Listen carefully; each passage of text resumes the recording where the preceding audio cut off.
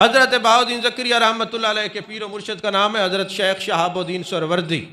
رحمۃ اللہ علیہ۔ آپ جب تشریف لے گئے، مرید ہو گئے، مرید ہونے کے بعد شیخ کے قریب ہو گئے،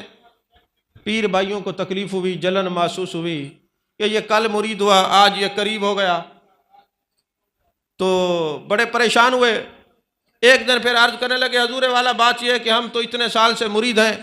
آپ کی خدمت میں رہتے ہیں، آپ نے یہ کل سے آنے والا ایک شخص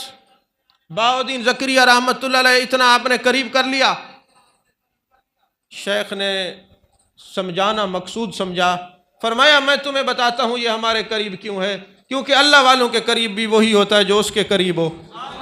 تو لوگوں نے کہا حضور ہم تو اتنے عرصے سے مرید ہیں، آپ کے قریب نہ ہو سکے، یہ کل آئے ہیں آپ کے قریب ہو گئے ہیں، وجہ کیا ہے؟ ایسا کرو، پرندے تمہیں دیے جاتے ہیں، جا کے ایسی جگہ ذبح کر کے آؤ جہاں